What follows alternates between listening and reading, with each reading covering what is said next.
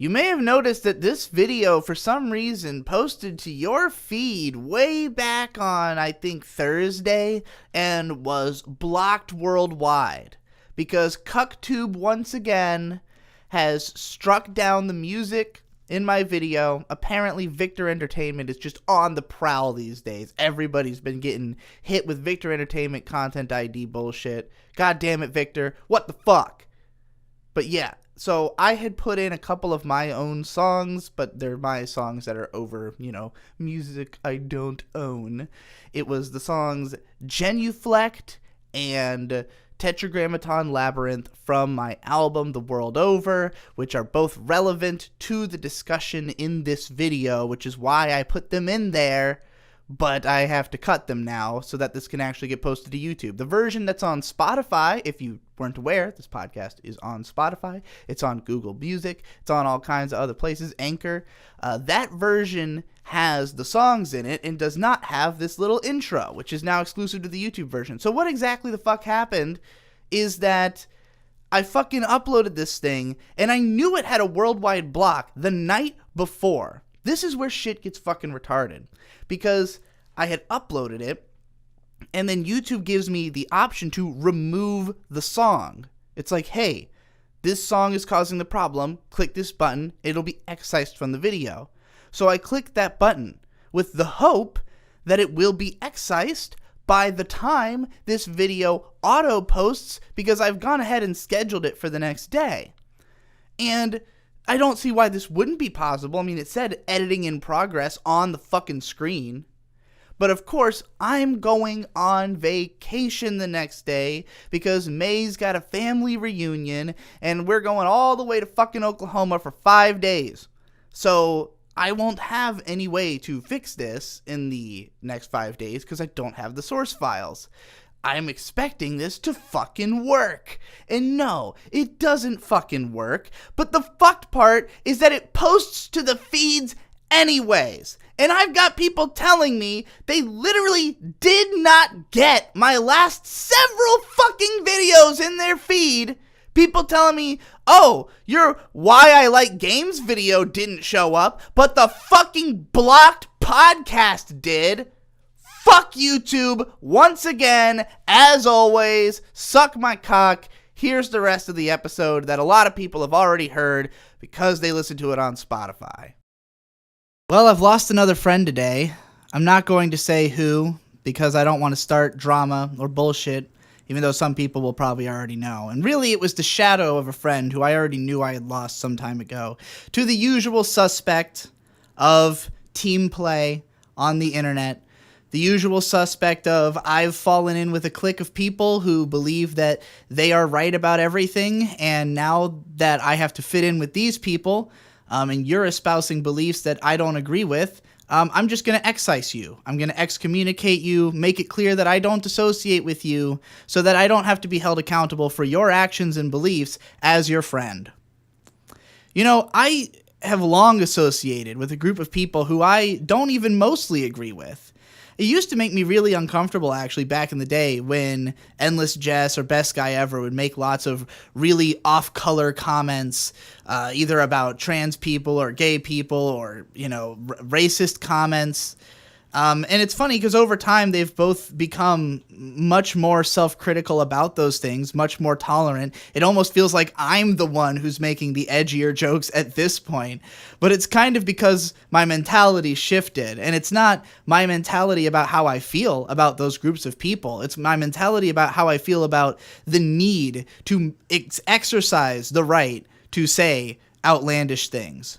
And how important it is to me that we make sure that it's understood that what matters in this world is your actions and your actual beliefs, not the things you say, not the jokes that you crack. Because when you start joke policing, it very quickly takes you down a slippery slope towards authoritative control over language. And I'm very not okay with that. But I'm getting ahead of myself.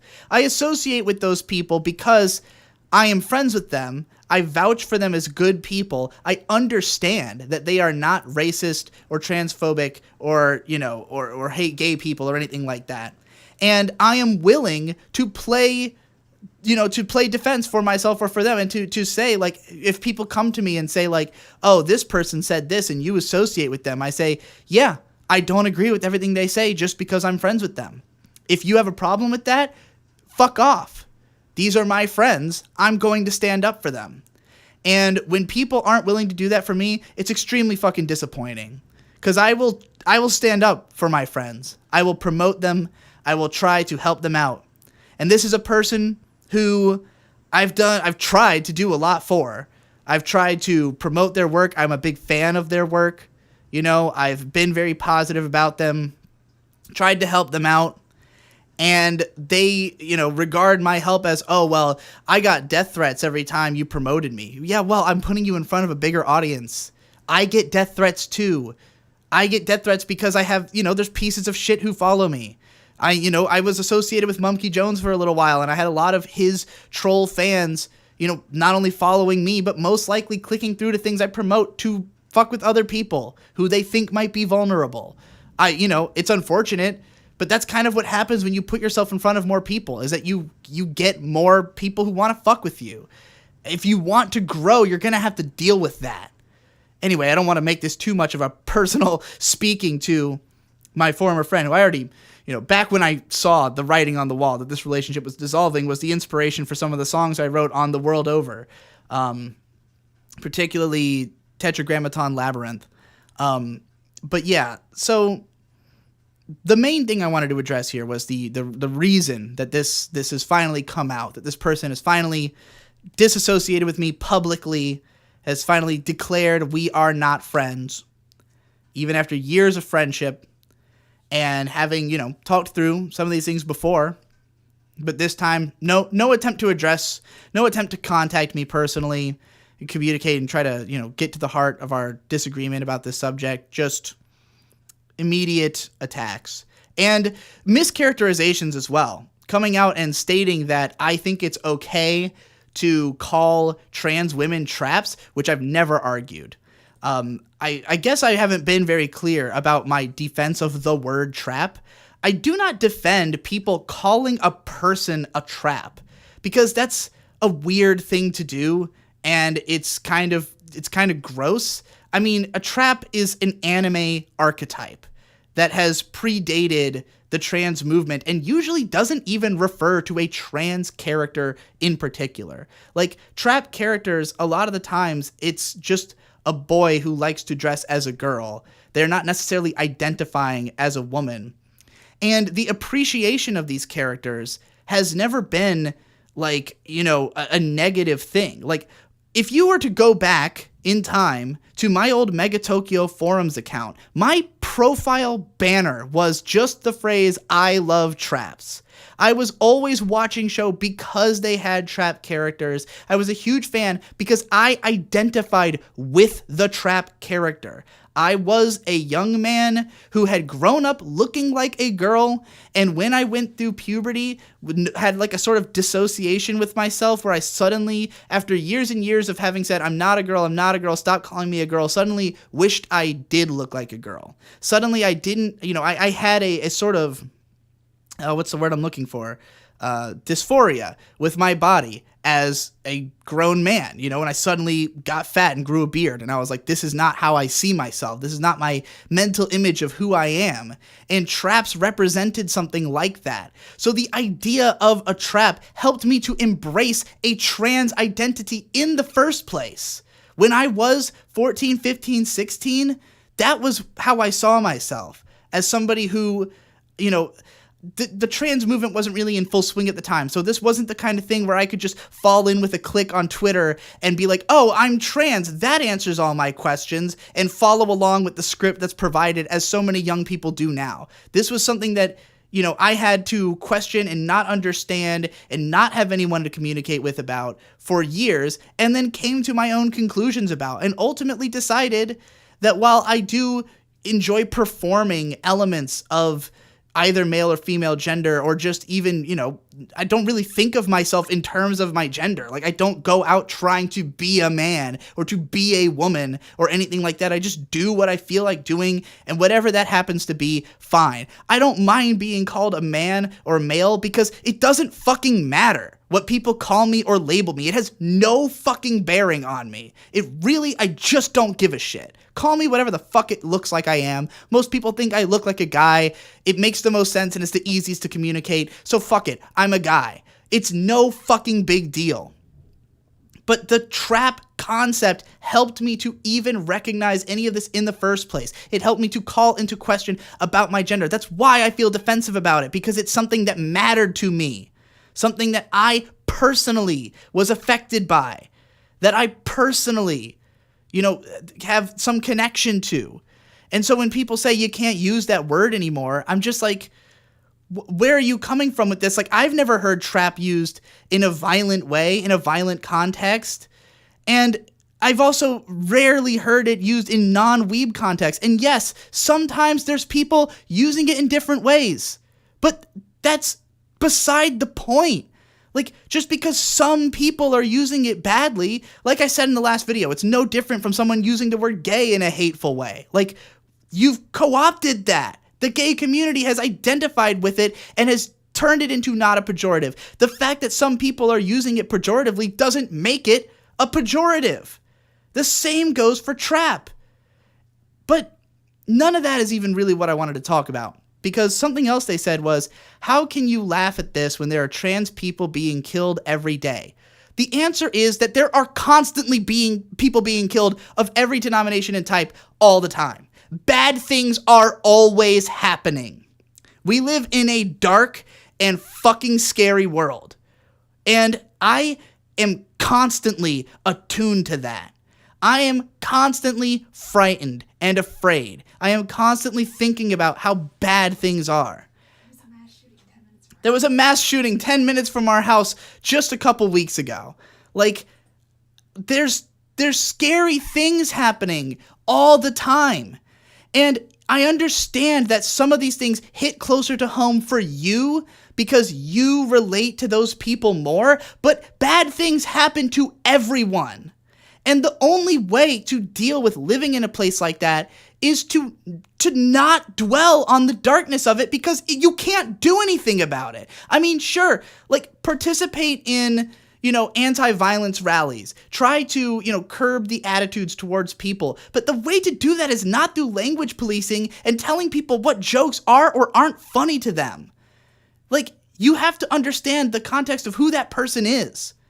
I don't find these jokes funny because I'm somehow ignorant to the fact that there really is violence happening against trans people. I find it funny because I don't think the person who told the joke is actually violent towards trans people, and I'm not, but it's just a funny lingual joke. It's the nature of the idea. Like, the way that jokes work, what makes jokes funny is it's the structure of the language. It has nothing to do with, what it means about, like, oh, you said you would fucking beat someone until they were disabled. Like, no, I'm not going to do that. It's just a funny idea, a funny phrasing, a funny mental image, Well, maybe the mental image is kind of dark. You shouldn't actually picture this joke if you want to laugh at it, probably. But, it's not out of a lack of appreciation for bad things happening. Bad things are always happening. Most jokes are coming from that. Most jokes are a way to deal with the fact that things are so fucked up. There's nothing in this world that isn't fucked on some level. How are you meant to live in this world constantly cowering in fear and being upset over everything bad happening? You won't finish life. This is why I think that so much of the trans community in particular is so fucking depressed, because they just wallow in it. They're constantly sharing the statistics. They're constantly talking about how bad things are for trans people on the whole, and not just thinking about their own experience. And yeah, I'm sure their own experience for a lot of them is tragic. It's not easy to be a trans person, especially if your family doesn't accept you, if the society around you doesn't accept you, if you're getting, bad looks, if you're getting bullied by people. Yeah, that sucks. But you need to focus on what's going on in your life. And you need to develop a mentality of, how am I going to get through this? Because if you're constantly wallowing in the fact that things are so bad for you and your people, you're just making yourself miserable. And it's not that I'm saying don't care about it and don't do anything about it. Do something. Care. Be a part of making things better, but don't lock yourself into this darkness, this mindset of, bad things are happening, so I have to be super serious all the time. I can't joke about anything. I can't crack a joke about something bad that's going on because, it'll reinforce the bad behavior? That makes no sense. That's not how things work. Joking about things does not, empower them to happen, because we are rational people. We think through what we're hearing. We can tell, and maybe not everybody. Maybe there really are some people who will be, incited to violence because they heard a dumb thing. Those people are categorically insane.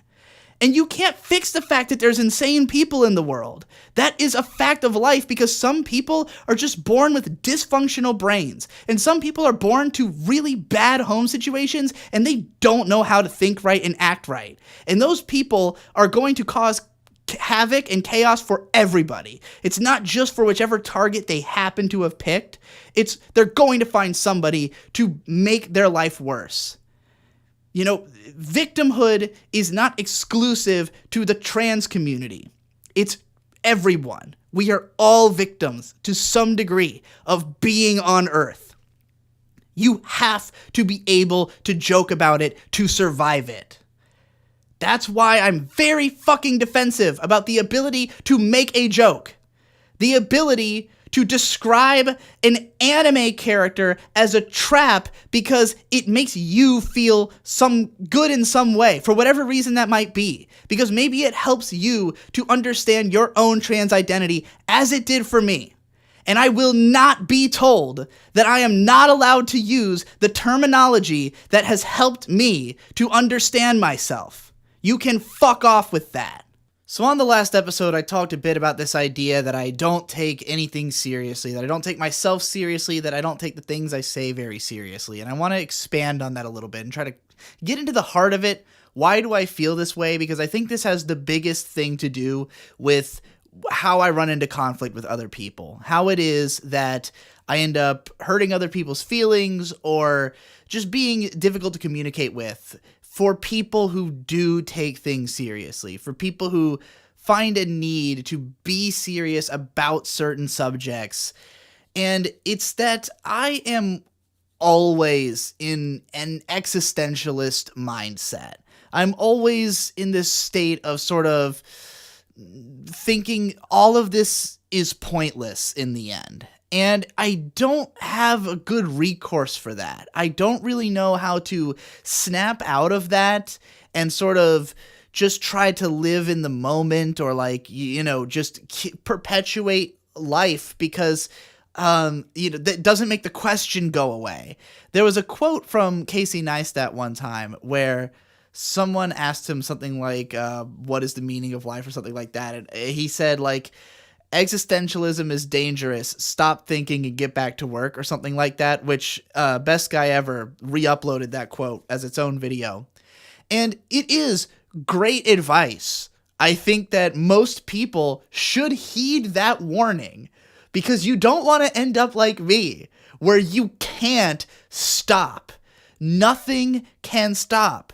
And the thing is, you just make your work into that. That's just what my work is just the void gazing that I'm doing all the time made into content. And not a lot of people are in a position where they can do that. Exerbia is maybe the only other channel I can think of who's basically made his entire identity and career out of the fact that he can't get out of the existentialist mindset, the constant feeling of, okay, but this is all pointless, guys. Can we keep acknowledging that? And I know you can't, because then what do you do? Like, what do you do with that knowledge? What do you, there's no application for it. Let me back up a second. So there's no evident meaning to life.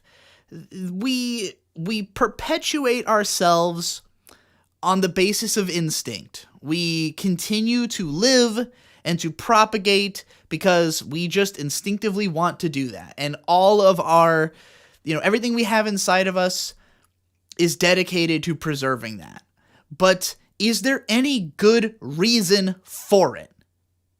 We just kind of think, okay, well, I want it, you want it, we all want it, so let's base everything around that. We can all come to an agreement, at the very least, that we all have the sensation of a desire to continue living and to continue propagating. But does it mean anything? Is it good for anybody? Let's think about this in terms of humanity, right? We're killing planet Earth. Is it morally just for us to go on as a species? There's no one making the moral decision, right? Are we only doing what's right for humanity? Are we considering other life? Are we, is the propagation of the human race going to be good for most life in the universe eventually at some point? Or are we a cancer on the universe in the long run? These are unanswerable questions, and they just don't matter to most people, and they shouldn't, because they don't help you to think about. At the broadest level, the best we can do, the best hope I can have as a human being is to say, okay, well, I know I'm gonna die. I know everybody else is gonna die. I know that the sun's going to die, that the earth will be a frigid ice hole one day at some point in the future. Is there anything we can do about it? And we don't know. We don't know if there is anything we can do about it, but we could keep looking. We haven't exhausted all of the theory, everything we theoretically think we could do, we have not accomplished yet. So, let's go on just for the sake of that. Maybe there'll turn out to be a meaning in the end. Maybe we'll fucking escape the confines of the fourth dimension and subvert the heat death of the universe. But maybe it's a tall order. I don't know if that's if we even have enough perspective on what existence even is to be making any kind of thought about where this is all leading to, right? So it's all pointless. It all comes down to being essentially pointless. So we have to snap back into the moment and just make judgments on the basis of our emotions. We just got to say, okay, well, fuck all that, fuck all the thought, fuck all the existentialism. Let's focus on what really matters. Well, okay, you can say that, but does it really matter? Yeah, it matters to you because you're in it and you're doing it, you're a part of it, but it doesn't really matter. It doesn't really matter. If I get hit by a comet tomorrow and die, a lot of people are going to be sad about it, but it doesn't fucking matter. It doesn't affect the grand scheme of things. It matters to some people, and it'll make some people's lives worse in some way, I guess. Some people may be better. You can't really judge the net benefit versus detriment to society. If one person is suffering, yeah, it sucks for that person, but do we know that fixing their problem is the best use of resources, that it's not taking away from somebody else? Do we know what the butterfly effect of any decision we make is? No, it's too much. It's too much fucking shit to read. We really don't know. We don't know the consequences of basically anything fucking happening. And in the grand scheme of things, none of it fucking matters. So it's I'm emotional about things that matter to me, obviously. We all are, and that's the basic grounds we have to go on. And at the end of the day, if I don't want to offend somebody because I want to preserve, friendship with them, let's say, I'm gonna have to watch what I say, right? And that's the only reason to do it. It's the only reason to to preserve something is that you want it. It's just my emotional desire to have this thing, and I don't know if that outweighs the actual feelings I have inside of myself that I want to express. I don't know if anything outweighs that for me. Like, at the end of the day, if we're all just making judgments and doing what we feel is right on the basis of our emotions, my emotions are telling me to be forthright. And if that is going to push people away, so be it. I can't enjoy the presence of you anyways if you can't, help me with this thing that's churning inside of me. If you have to take things seriously, if you can't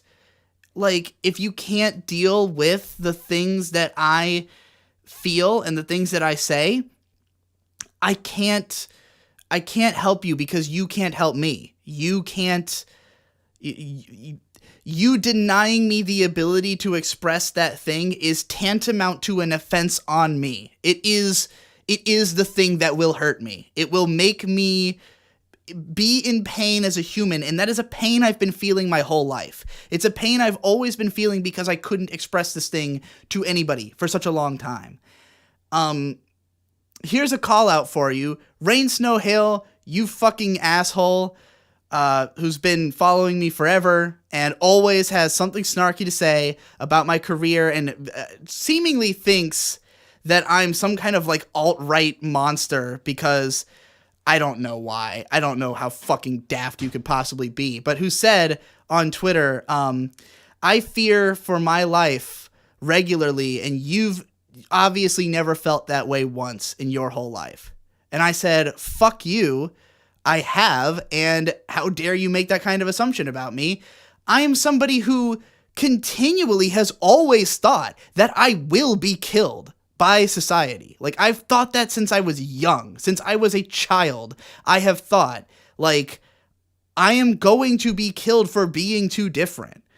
And it was hard not to think that when nobody was on my fucking side for most of my life. Like, aside from my immediate family, I did not have friends. I did not have people who were, like, standing up for me. I was just bullied and made fun of and ostracized and left out all the way up through school. All the way up. I managed to have a few friends here and there, like in high school in particular. Like, I found some people I could hang out with, and I still was like, I was the punching bag of my group of friends. Like, it wasn't as though I had like really healthy relationships with all the friends that I had throughout my life. Like, I was generally looked down on by people, or at least that's how I perceived it, because that's how it felt to me at the time.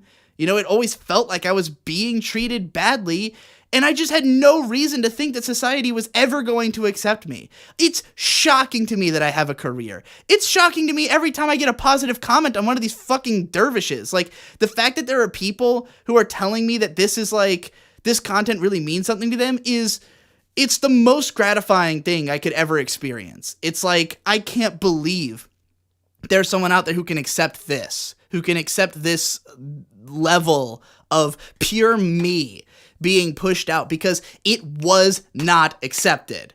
It was not accepted in school. It was not accepted by the people around me. And I really, truly thought, and maybe it's unreasonable for me to have thought this. I mean, I think it's probably unreasonable for you to be afraid for your fucking life on a regular basis. Like, not to say that there's not, lots of violence happening against trans people, perhaps proportionally a larger amount than, people who don't appear to be trans in like an open way.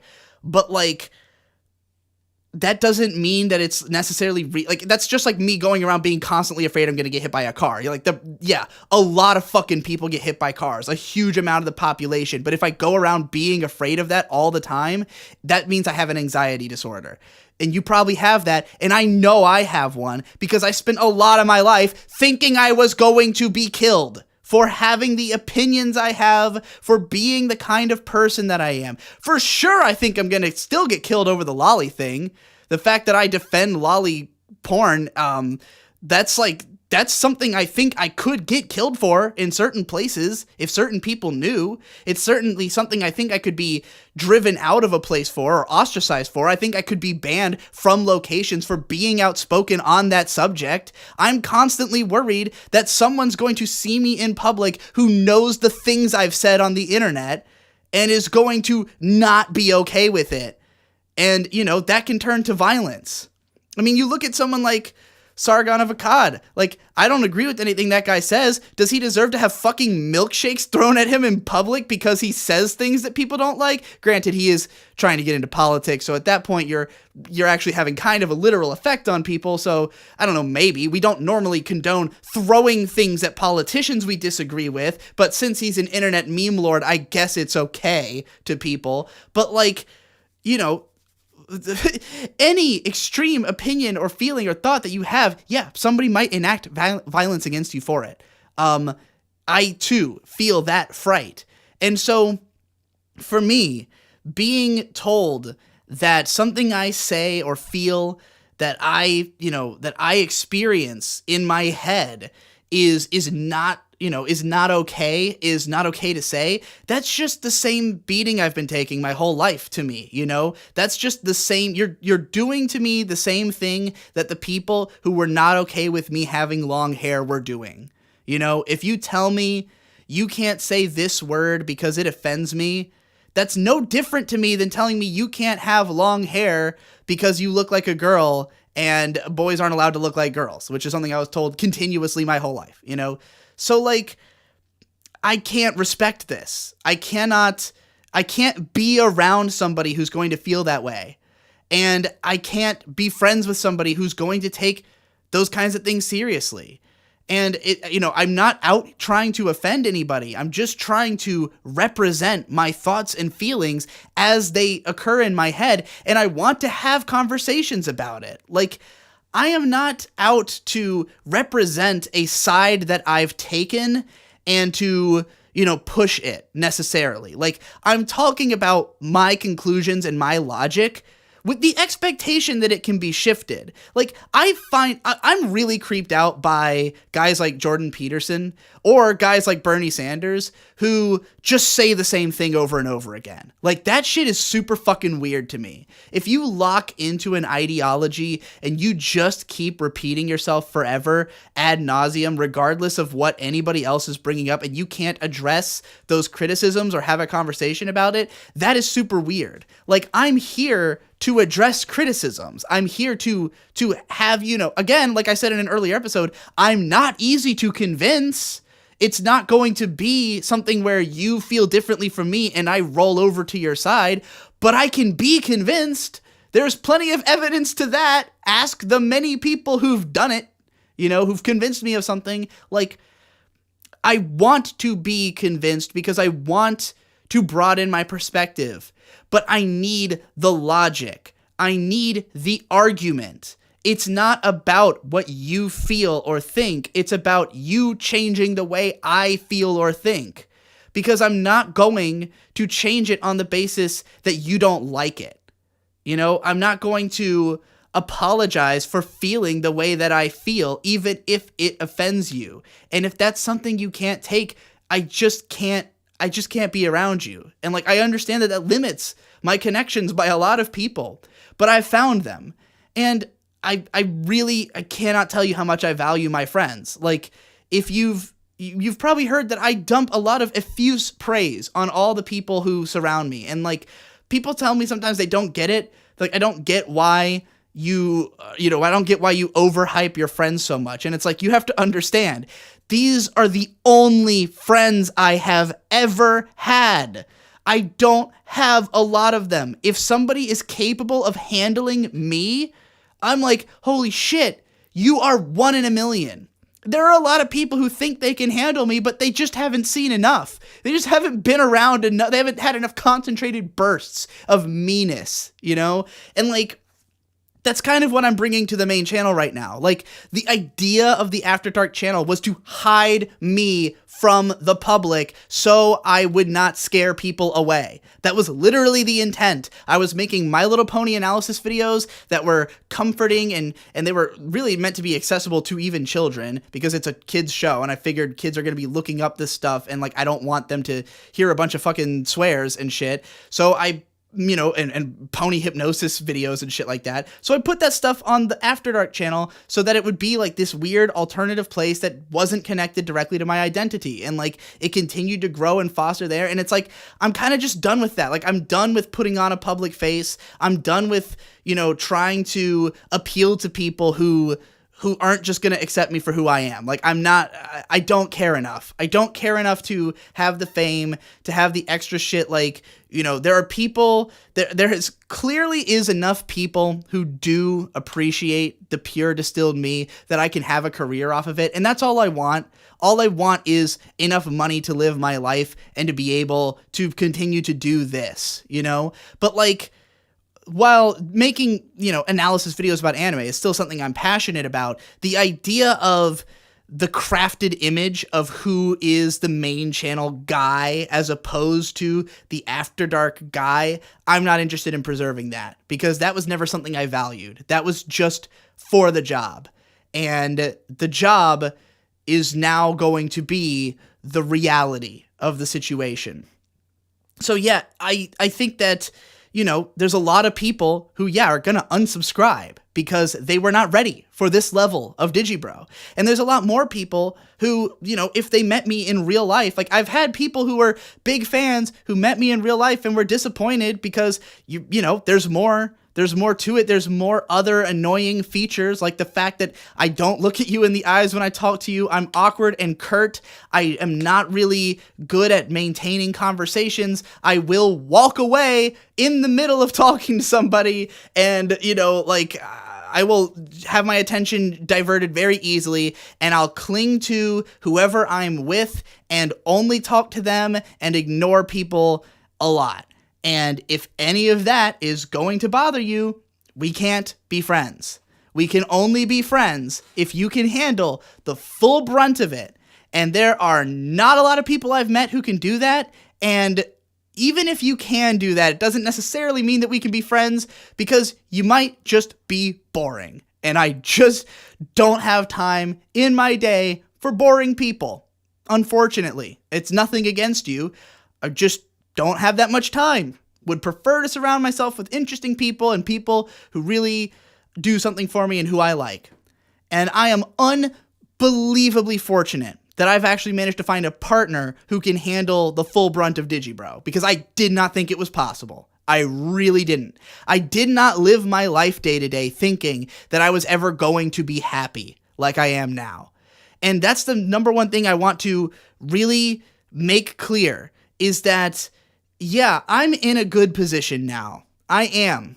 And it took a lot of fighting to get there. Fighting myself, fighting society, fighting anxiety, fighting everything. Fighting years and years of suicidal depression, years and years of social maladjustedness to get to a position where I could study humanity enough to understand how to appeal to enough people to actually get some of them to like me and pay attention to me. And the only reason that I have these fans, that I have the ability to do this career, is that I fucking worked so goddamn hard. Because if there wasn't so much of me clarifying and re-clarifying and explaining and trying to get to the heart of it and making myself understood, then people wouldn't care about me. They only care because they've heard so much, and I've done so much, I've put so much effort into trying to make you care.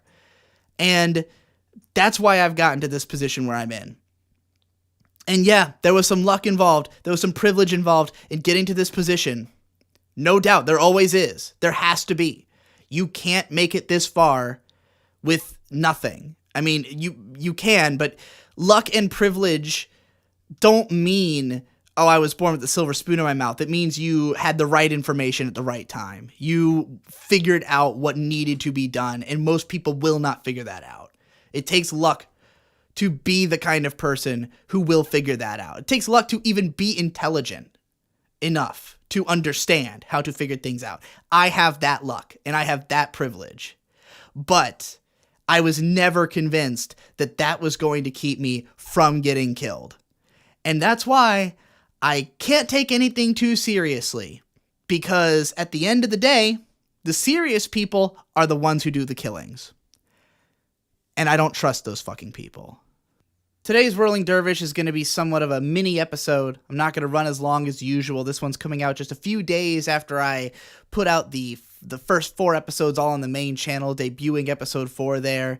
It's, a fresh start for the podcast. I really wanted to put it in front of, not only in front of more eyes, but just to make it not get buried, because I was really proud of these podcasts, you see. I feel like this is one of the best series I've started up in a while. It's gotten a lot of really positive response from the people watching it, shockingly. And so seeing it get buried under a mountain of rants was the first time that I really had to reconsider whether I wanted this type of content to go on After Dark. And I would even say that how much I care for content like this is why I decided to merge my channels and put anything I'm proud of on the main one. So, here we are.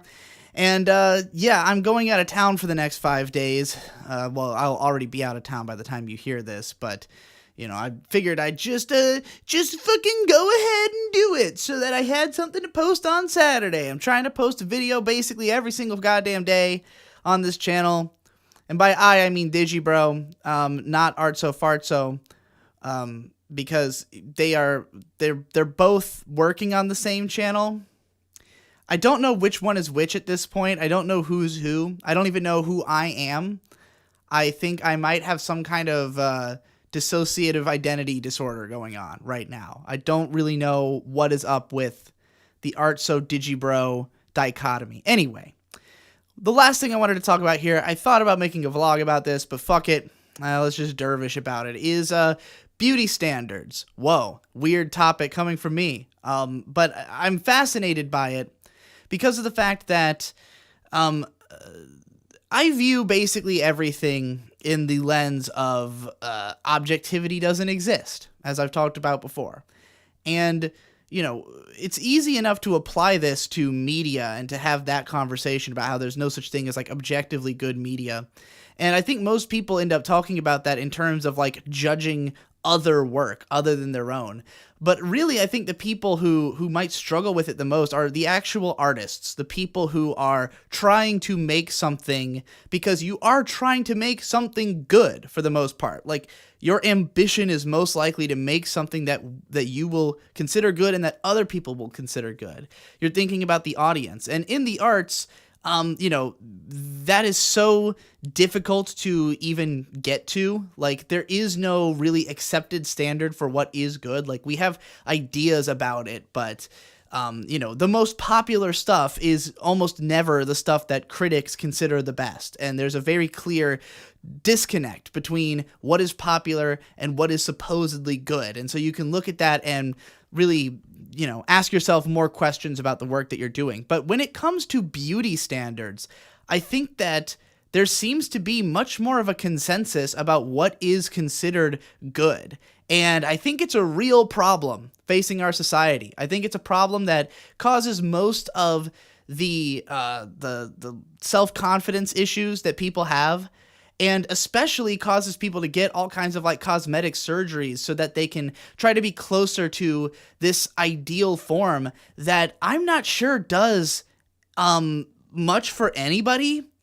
Personally, when I look at actresses or people who are on magazines and stuff, I do not find them attractive almost ever. I don't think that the look. And I didn't even really identify it. I mean, I still wouldn't really be able to put it into words for you. It's something I understand better when other people describe it to me. It's not something I have an easy time recognizing myself, because I never really paid attention to the way people look growing up. I'm very inward focused. I tend to be wrapped in my own head and not really thinking about other people, if that's not evident from the way that I communicate. I don't pay much attention to what people look like, or like I wouldn't be able to tell you the difference between what somebody on TV looks like and somebody in person looks like until people start telling me. And I don't really get it. Like I have understand that people are trying to copy this look because they're seeing it on TV, but does anybody really think it's good? Like who is it out there whose taste is specifically the cookie cutter appearance of the TV personality? I mean, a lot of that stuff is done to look good on camera or on photo. Like a lot of the like a facial structure that might be popular amongst actresses is just one that, you can light well, I guess. Like, I don't think it's necessarily about like being the most attractive you can be, and yet people are copying it because they seem to think that's the case. And again, I don't know who it's for. Like, in general, the biggest problem with standardization is that it works a little bit for everybody, but it doesn't work that much for anybody. And that is generally my whole problem with society on the whole. Every single element of it. My big problem is standardization. And I kind of wrote a book about this, Fixed That For You, which I've still only released to patrons and still not fully edited and still not released as an audiobook and pamphlet, as I've been promising for over a year. Maybe I'll get around to it this summer to celebrate the 1 year anniversary of having written the goddamn thing. But, the book is basically about how our society, in order to make itself grow, in order to service a continually growing population, we built all these standardized systems through which to, gauge our lives. And we were able to build a complex society using that standardization, but we're no longer trying to do the same thing we were trying to do before. We're no longer concerned about having more people in order to perpetuate industry, because now industry is being automated and there's more and more people who don't have work because we just don't need that many people to operate the society and to continue progressing it forward. It's really only certain ideas that are able to, form next steps. So it's like we're at a point where the standardization was important for our society for a time, but now it just causes problems. And like, you can't get rid of it completely all in one go, because I mean, it's like hard to make an entire country without some kind of standard baseline of what the experience there is supposed to be. But, again, everything that is standardized, it works for some people somewhat, but it doesn't work for anybody all the way. And that's what we need more of. Like, the education system in particular is the worst offender. That, the standardized education is just the same thing as being taught to everybody. And with some slight variance, we do have programs to try to identify if a kid is, not the same as other people and maybe put them in a different track or a different program. And there's some effectiveness in that, but it's overall, like, when I think of my school experience, when I was in second grade, I was put into a sort of gifted program at my school where it was like a teacher would take aside like 10 or so kids from my grade, and we would like have a separate class in the middle of the day that was like the more advanced class, I guess. And on the basis of the fact that I did well there, they sent me to a gifted school, like a whole school of just like the higher level students, I guess. It was all the way fucking across town, and none of my few friends actually went there, so I lost connection with everybody I knew. Great time. Pretty much the beginning of my understanding depression, pretty much, third grade, first time I tried to kill myself. Great fucking experience, this gifted school. But no, I went there and my grades started falling because what this school basically did was just give you more work.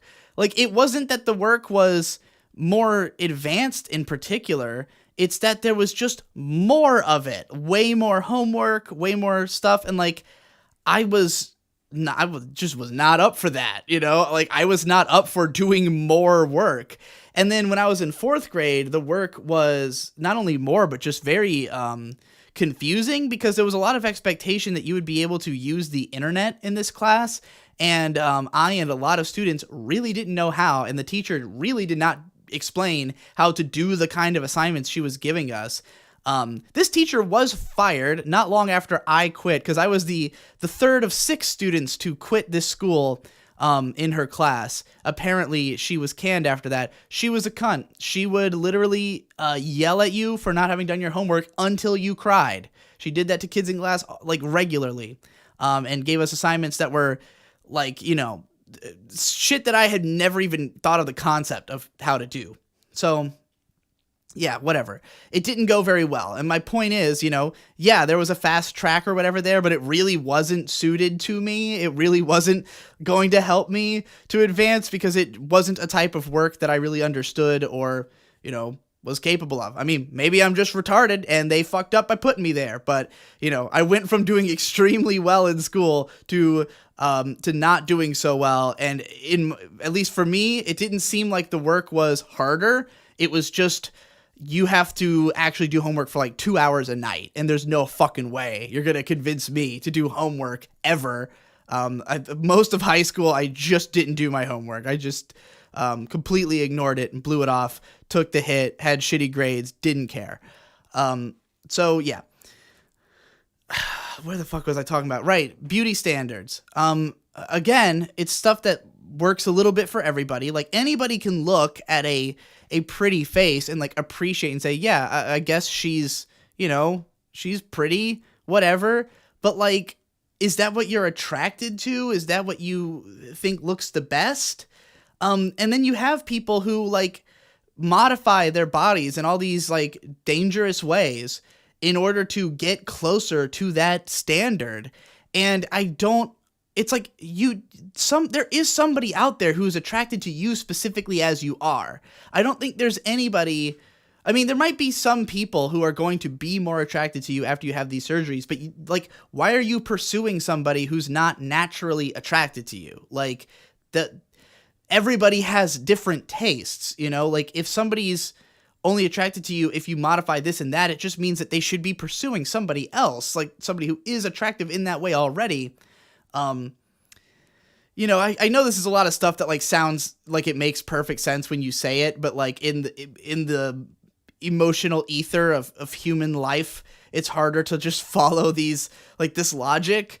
But like, it's confounding to me because I see people who, you know, I mean, personally speaking, I find surgery extremely unattractive. Like, I recognize it when I see it, and it just looks fake because it fucks with everything about your body naturally extends from each other. Like, it all grows in tandem. It all makes sense as a whole. And so when you do something that changes it, that's obviously not the way it naturally grew, it stands out. It's an uncanny valley effect. And it makes it look like I can't help but be distracted. Like, it's all I can think about is the fact that this part is not meant to be there, you know? I mean, that's just speaking for me personally. I know there's plenty of people who find it attractive, but like, there's also plenty of people who would find you attractive without it. I mean, I guess if you can't find yourself attractive without it and it makes you feel better to have it done, then go for it, you know? But like, I don't know. I feel like a lot of people are basing their decision making on this idea that there is a perfect way to look, that if I just altered this and that, I would be attractive. And it's like, you probably are attractive to somebody already.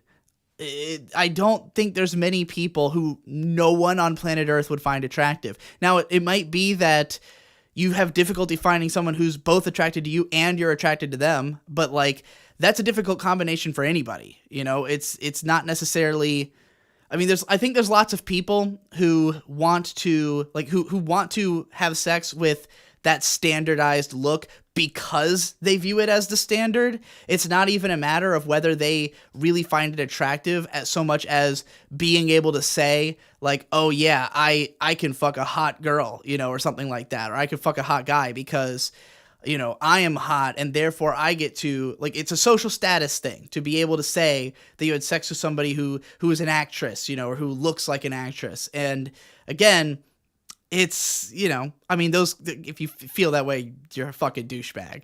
So yeah, that's my beauty standards rant, I guess, which also got wrapped up in an education rant, as it tends to. Everything tends to.